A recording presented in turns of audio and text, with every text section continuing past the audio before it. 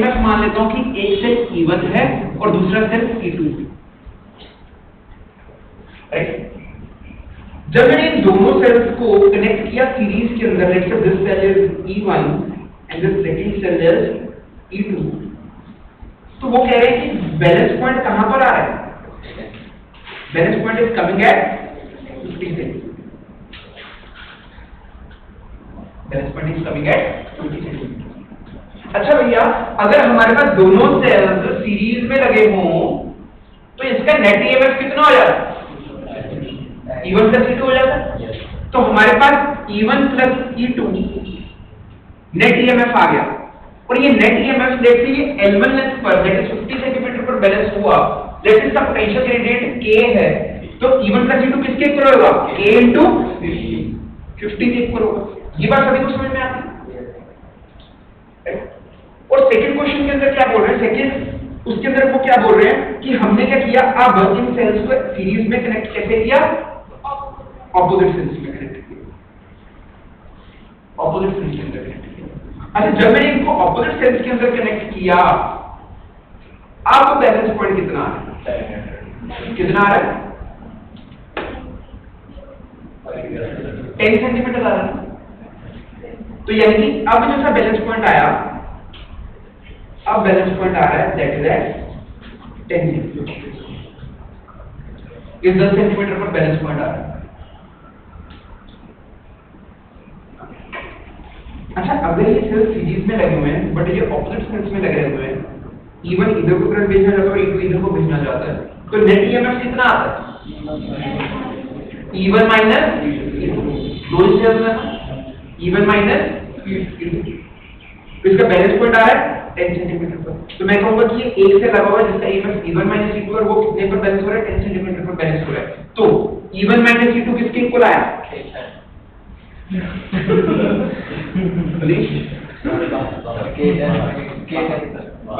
उतना नहीं आता सर, मैं सही रहता है आज तो बोलता मैं गलत नहीं बोला, but there is some weird talk in the class. ये इंग्लिश या फ्रेंच की क्लास नहीं है। आगे से बोलेगा सीधा बाहर जाएगा। जो भी मेरे को फालतू दिखता हो, दिख गया, बोलता हुआ दिख गया, क्लास से बाहर जाएगा। देखो पेरेंट्स को लग से बुलाऊंगा। के 10, राइट? ये दो इक्वेशंस आ गए आपके पास, फर्स्ट एंड सेकंड इक्वेशन। और आपसे पूछा क्या गया है? आपको E1 और E2 का वैल्यू नहीं पूछा गया, आपसे पूछा गया है E1 ओवर E2 का रेशियो। करो, अब करो फाइंड आउट। तो after solving E1 over E2 will be equals to 3/2। और अब ये इन दोनों इक्वेशंस को डिवाइड कर दो पहले, फिर CAT लगाओ, है ना, कॉम्पोनेंट और डिफिनेट। अच्छा, तुम क्रॉस मल्टीप्लाई करके सॉल्व करते हो ना, वैल्यू पर। हां, दोनों इक्वेशंस को डिवाइड कर दो, k ना k कैंसिल हो जाएगा, फिर उन्हें क्रॉस मल्टीप्लाई करके E1 ओवर E2 की वैल्यू फाइंड आउट करो।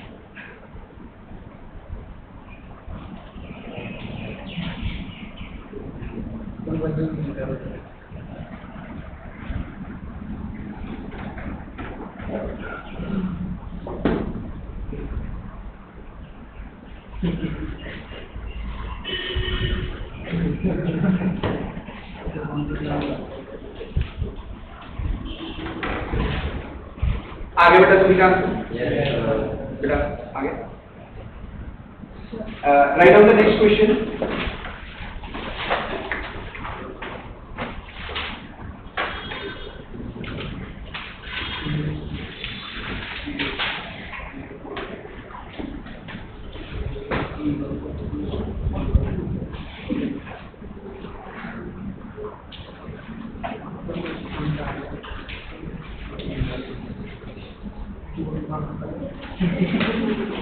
10-meter long wire.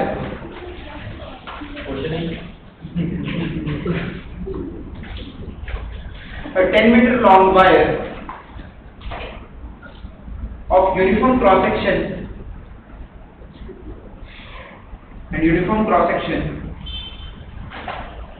and 20 ohm resistance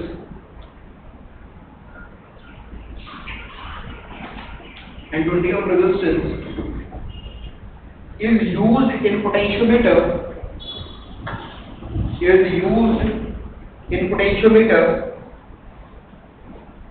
Full stop. The wire is connected in series.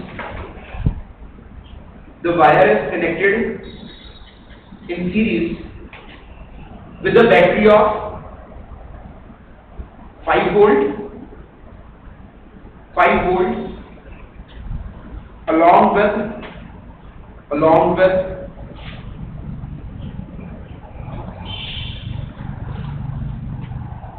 an external resistance of 480 ohm. Full stop. If an unknown EMF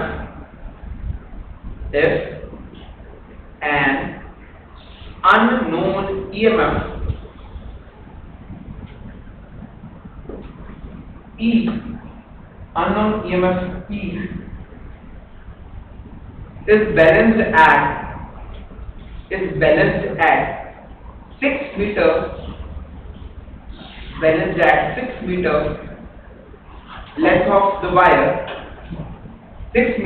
of the wire. Full stop.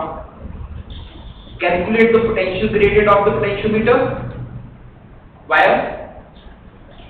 Calculate the potential gradient of the potentiometer wire and the value of unknown EMF and the value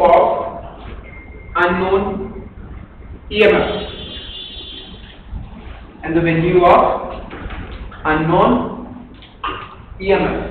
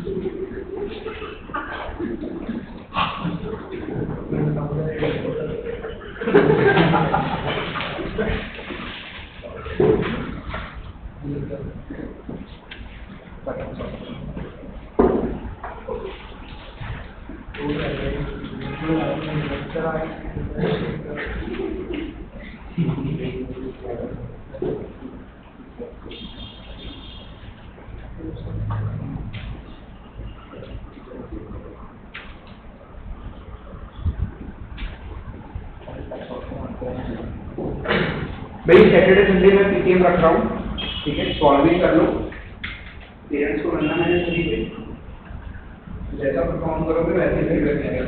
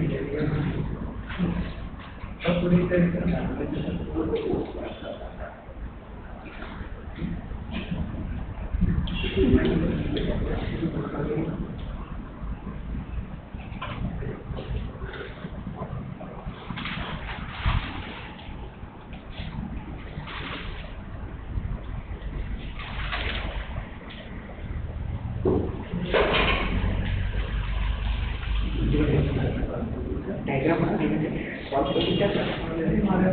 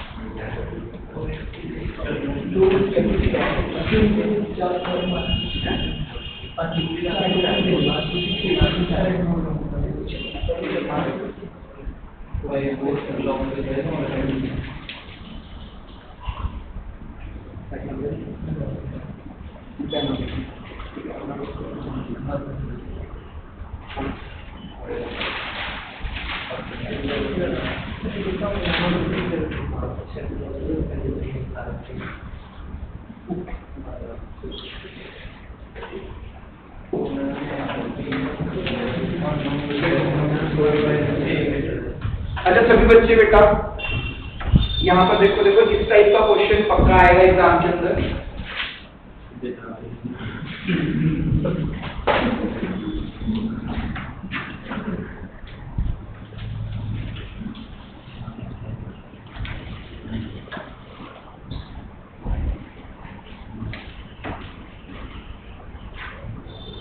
देखो आपको given है एक battery है, driving cell, potentiometer का driving cell का voltage कितना given है? 5 volt.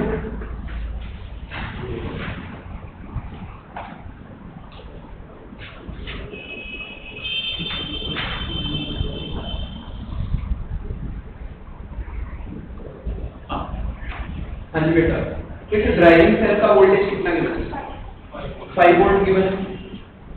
और वो कह रहे हैं कि इसका पोटेंशियोमीटर वायर है, पोटेंशियोमीटर वायर का कितना रेजिस्टेंस है? 20 ओम रेजिस्टेंस है, यानी कि resistance of wire AB is 20 ohm. Okay, and this potentiometer is connected with the battery with a resistance of 480 ohm.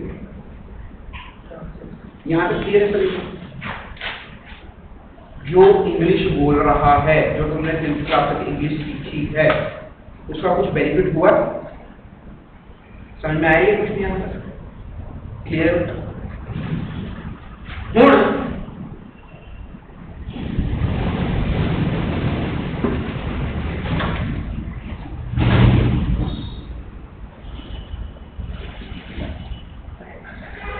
अब आपको पोटेंशियल ग्रेडियंट निकालना है। अगर आपको पोटेंशियल ग्रेडियंट निकालना है तो आपको AB वायर के क्रॉस क्या चाहिए? पोटेंशियल डिफरेंस चाहिए। What we need? Potential difference cross AB। सभी इधर देखो, तो we need potential difference cross AB wire. AB wire के क्रॉस पोटेंशियल डिफरेंस कैसे निकालेंगे? बिल्कुल बेसिक्स से जा रहा हूं और आपको बता रहा हूं। दैट इज, आपके पास बेटा एक 5 वोल्ट की बैटरी है और 5 वोल्ट की बैटरी के साथ एक रेजिस्टेंस लगा हुआ है 20 ओम और एक रेजिस्टेंस लगा हुआ है 480 ओम। ये 10th क्लास का क्वेश्चन है, राइट। 5 वोल्ट की बैटरी है और एक रेजिस्टेंस है 20 ओम और एक रेजिस्टेंस है 480। मेरे को निकालना है पोटेंशियल डिफरेंस। क्या निकालना है? पोटेंशियल डिफरेंस किसके क्रॉस? 20 ओम के क्रॉस। 20 ओम के क्रॉस पोटेंशियल डिफरेंस 5 वोल्ट है? नो। 5 वोल्ट है तो potential difference across the combination of these two resistances. तो अगर मैं बेटा इसका कॉम्बिनेशन बनाऊंगा, क्योंकि ये दोनों सीरीज के अंदर लगे हुए हैं, दिस इज 500 ओम और 500 ओम के साथ यहां पर बैटरी लगी हुई है, 5 वोल्ट की बैटरी लगी हुई है, तो यानी कि इस बैटरी से कितना करंट आएगा? I is equals to V upon R, which is equals to 5 upon 500, which is equals to 1 upon 100 ampere. So this is the current through this battery. तो इस बैटरी से करंट निकला, that is 1 upon 100 ampere. तो यहां से भी battery से कितना करंट निकलेगा? 1 upon 100 ampere करंट निकलेगा, राइट। अच्छा, अब मैं क्या बात कह सकता हूं कि यहां से कितना करंट जाएगा? 20 ओम में से कितना करंट जाएगा? 1/100। बाहर कितना निकलेगा? एंटर कितना करेगा यहां पर 480 से? 1/100। अब एक चीज श्योरिटी है कि इस रेजिस्टेंस में से 1/100 एम्पीयर करंट जाएगा, then what will be the potential difference across this 20 volt 20 ohm? That is V equals to IR। Voltage निकालना है मेरे को, करंट का वैल्यू कितना है? 1/100 और रेजिस्टेंस का वैल्यू कितना है?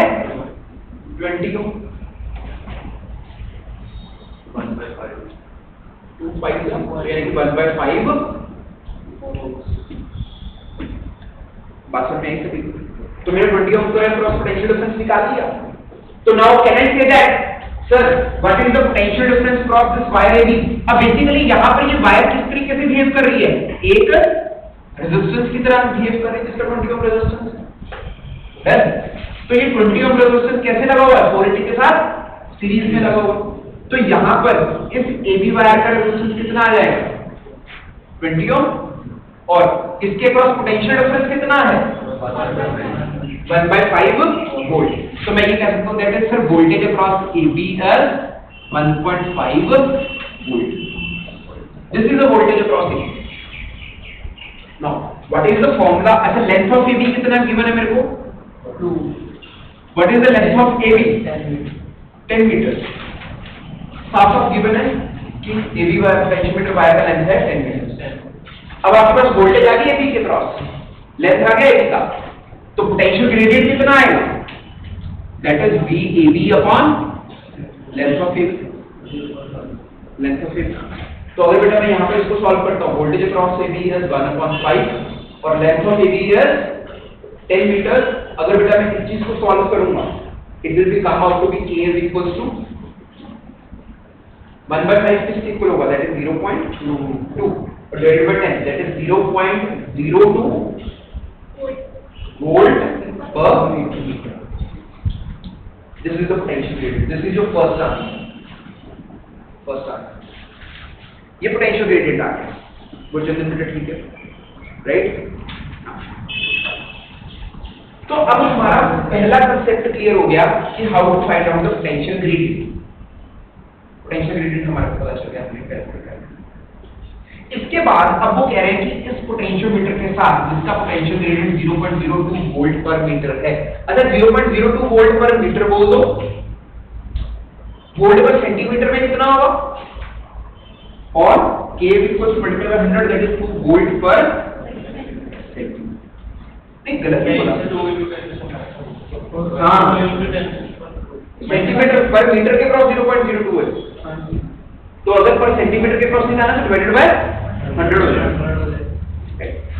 तो it is volt per metre. अब मैंने बेटा यहाँ पर इसके साथ एक बैटरी लगाई जिसका EMF E है। वो कह रहा है कि इस बैटरी को इस पोटेंशियोमीटर के साथ कनेक्ट किया और हमारे पास बैलेंस पॉइंट कौन सी जगह पर आया? बैलेंस पॉइंट आया 6 मीटर के क्रॉस, 6 मीटर के क्रॉस आया। तो इस बैटरी का E किसके इक्वल होगा? That is K into L1, E1 is equal to K into L1। और यहाँ पर EMF क्या है बैटरी का? E, हाँ unknown, that is E। K का वैल्यू हमने फाइंड आउट कर लिया और लेंथ का वैल्यू कितना गिवन है हमारे पास 6 मीटर 6 मीटर पर वो बैलेंस हो रहे हैं। तो हमारे पास E is equals to K का value that is 0.02 multiplied by 6। तो अननोन EMF कितना होगा that is 6 into 0.02 that is equals to 1 2। तो इस बैटरी का वोल्टेज है दैट इज 0.12।